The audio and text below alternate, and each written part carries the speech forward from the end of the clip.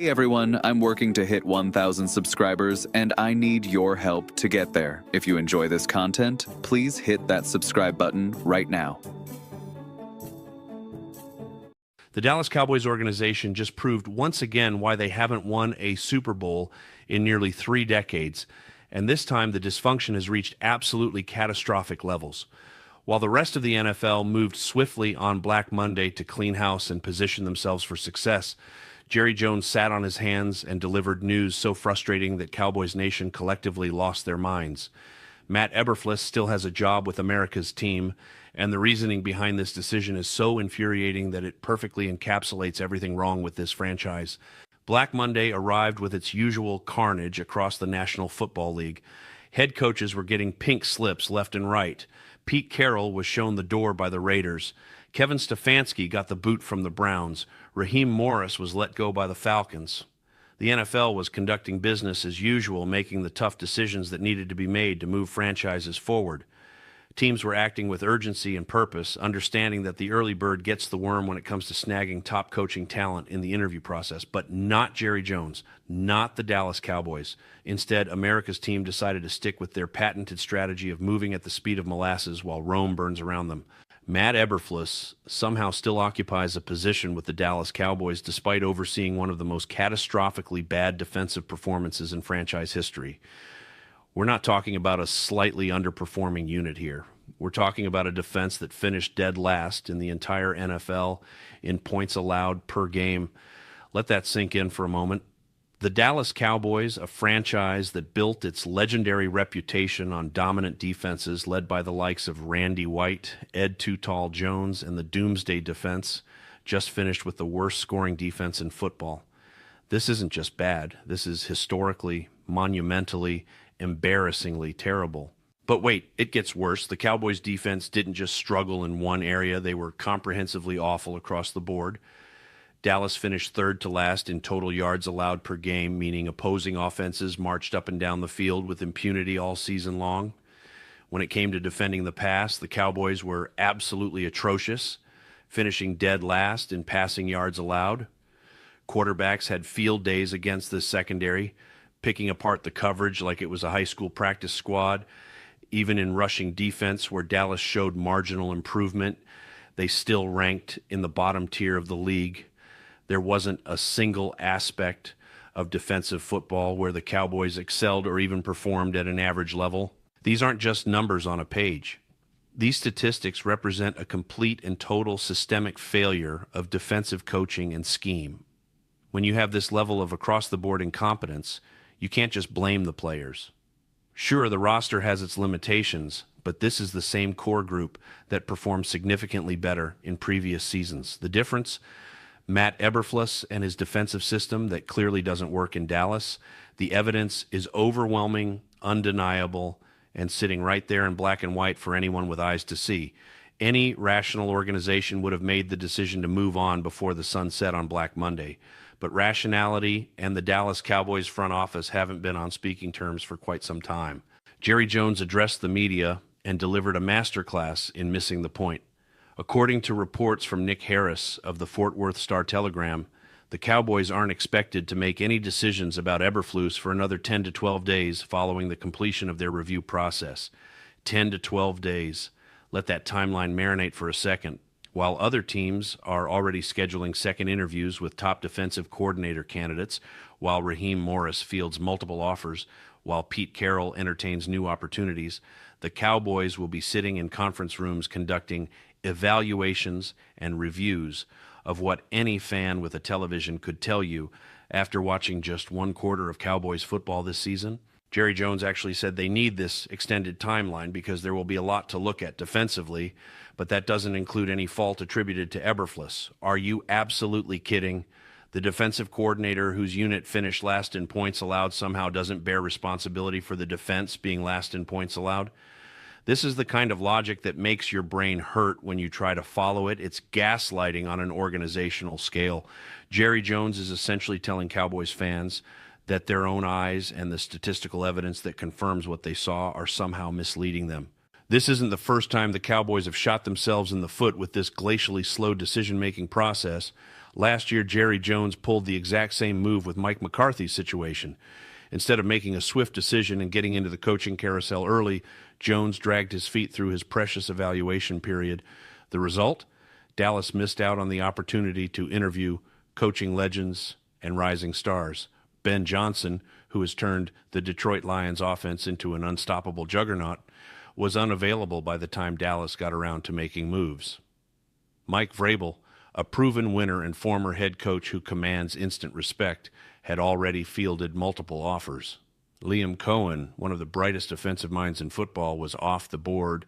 These coaches are now deservedly in the mix for Coach of the Year honors with their respective teams, and the Cowboys could have had access to that kind of talent if only Jerry Jones could make a decision with anything resembling urgency.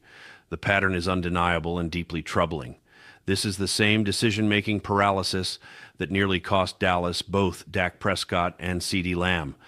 Jerry Jones waited until the absolute last possible moment to extend their contracts, creating unnecessary drama and putting the franchise in precarious negotiating positions.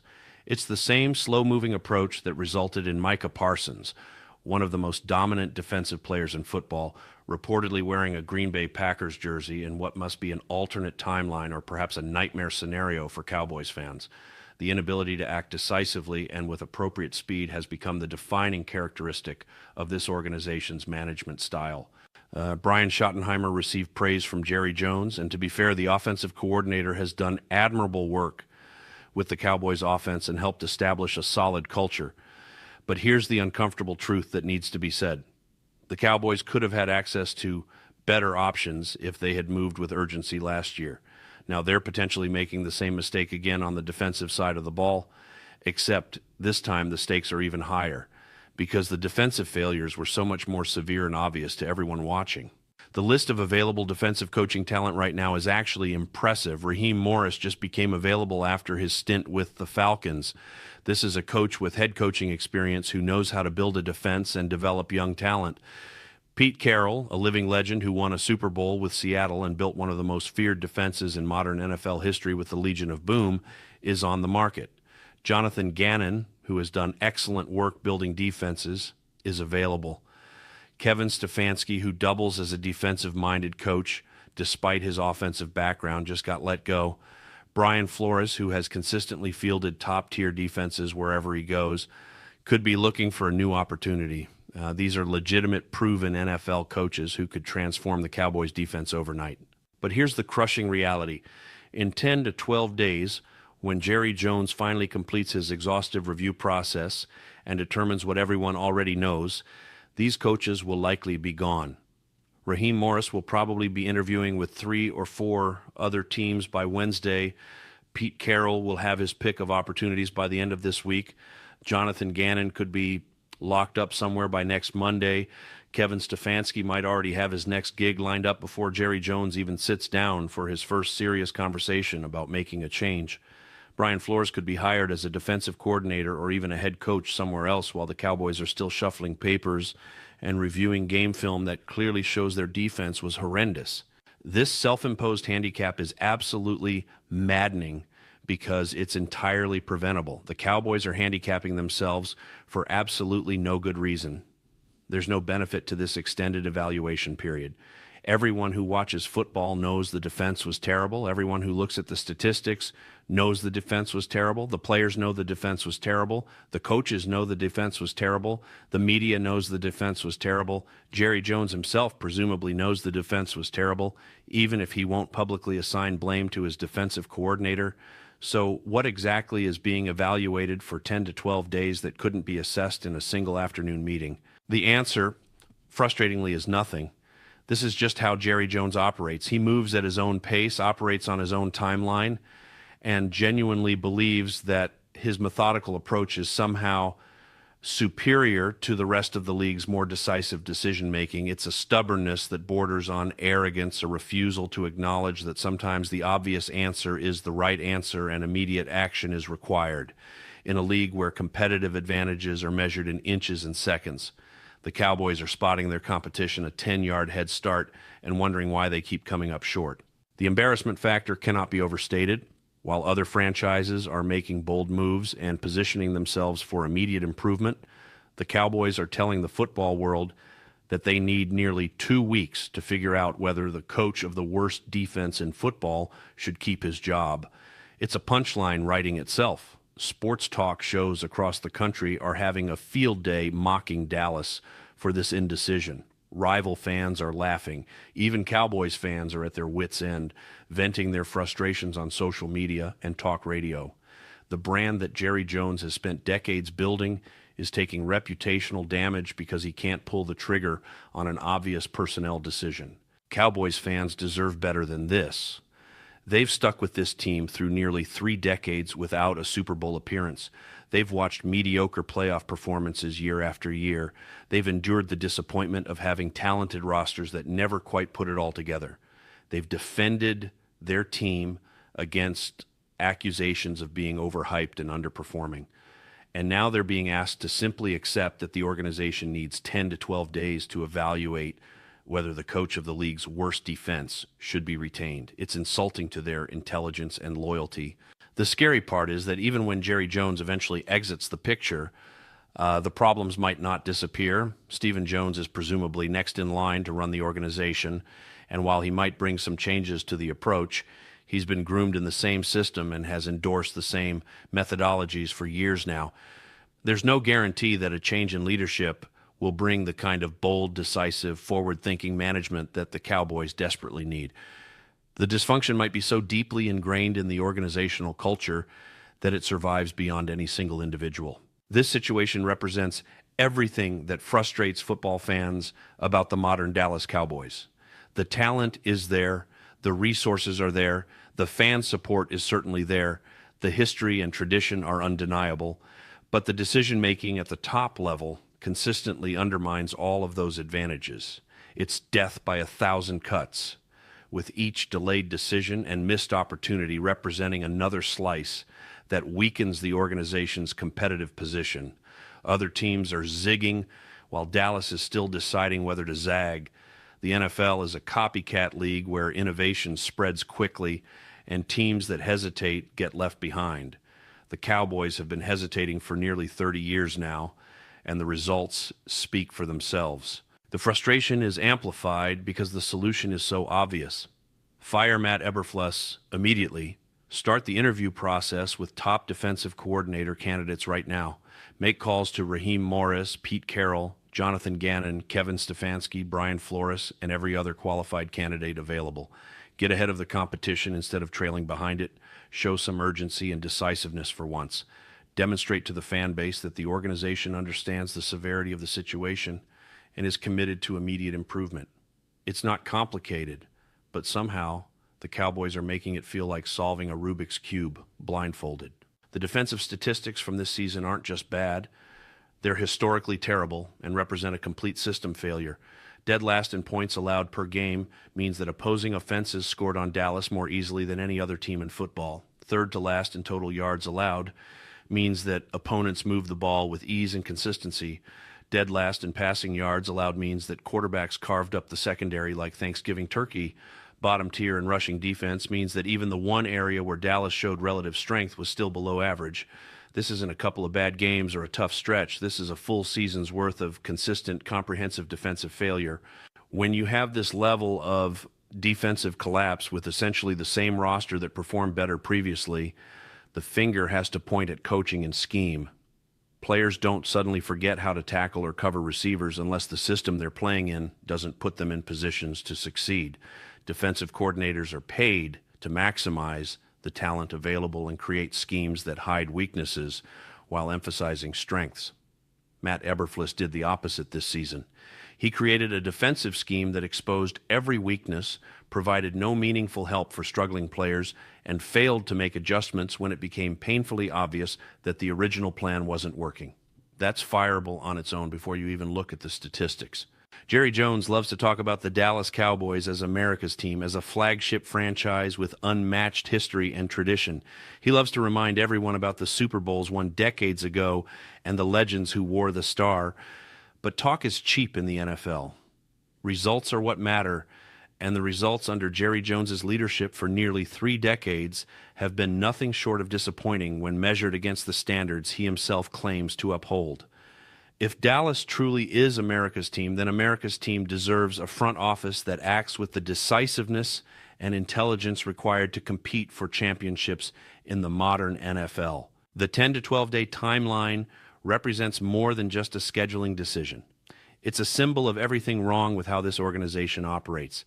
It's a representation of the gap between what Cowboys fans deserve and what they're actually getting from their leadership. It's a manifestation of the arrogance that assumes Dallas can move at its own pace while the rest of the league sprints ahead. Most damningly, it's evidence that even after years of playoff disappointments and mediocrity, the people making decisions at the top still haven't learned the lessons that every other successful franchise has already internalized. So where does this leave the Dallas Cowboys as we head deeper into this offseason? Unfortunately, in a familiar position, behind the curve, playing catch-up, hoping that somehow their slow, methodical approach will yield better results than the decisive action being taken by their competitors. Banking on the idea that 10 to 12 days from now, when they finally get around to making the obvious decision, there will still be quality candidates available who haven't already been snatched up by more aggressive franchises. It's a hope-based strategy in a results-driven business, and history suggests it's not going to work out well. The most heartbreaking aspect of this entire situation is that it didn't have to be this way. The Cowboys could have made the decision on Black Monday, just like numerous other teams did. They could have immediately begun reaching out to candidates and getting ahead of the interview process. They could have shown their fan base that they understand the urgency of the situation and are committed to immediate, aggressive improvement. Instead, they chose the path of least resistance, the familiar road of extended evaluations and delayed decisions that has led them nowhere for 3 decades. Different season, same story, same frustrations, same questions about whether this organization will ever learn from its mistakes. Cowboys Nation deserves to be frustrated. They deserve to be angry. They deserve to demand better from an organization that has underdelivered for so long. The defensive performance this season was unacceptable by any standard, and retaining the defensive coordinator responsible for it, even temporarily, sends the wrong message to players, fans, and potential coaching candidates. It suggests that accountability doesn't exist at the highest levels, that results don't matter as much as process, and that the Cowboys are more concerned with protecting feelings than pursuing excellence. As this saga continues to unfold over the next 10 to 12 days, watch closely as other teams snap up the best available defensive minds. Watch as opportunities disappear and the pool of quality candidates shrinks. Watch as the Cowboys find themselves exactly where they've been so many times before, a day late and a dollar short, wondering why they can't seem to compete with franchises that make faster, bolder decisions. It's a pattern that has defined this organization for far too long, and unless something dramatically changes in the decision-making process at the very top, it's a pattern that will continue to define Dallas for years to come. The question now becomes whether Jerry Jones will prove everyone wrong, make the obvious decision sooner than his stated timeline, and jump into the coaching search with the urgency it demands, or will he stick to his guns, take the full evaluation period, and watch as the best candidates sign elsewhere? Based on decades of evidence, Cowboys fans aren't holding their breath for a pleasant surprise. They've learned through painful experience to expect the worst and hope for the best when it comes to organizational decision-making. This latest episode is just another chapter in a very long book of frustration. Are you as frustrated as Cowboys Nation right now? Do you think Matt Eberflus should have been fired immediately on Black Monday instead of being given this extended evaluation period? Drop your thoughts in the comments below and let everyone know whether you agree with Jerry Jones's patient approach or whether you think this is another massive organizational failure in the making. And if you want to stay updated on all the latest Cowboys news, rumors, and developments throughout this crucial offseason, including free agency moves and draft coverage, make sure you smash that subscribe button and hit the notification bell so you never miss an update. The offseason is going to be wild. and you'll want to be here for every twist and turn as America's team tries once again to figure out how to compete for championships. Thanks for watching, and we'll see you in the next one with more Cowboys coverage. Hey everyone, I'm working to hit 1,000 subscribers, and I need your help to get there. If you enjoy this content, please hit that subscribe button right now.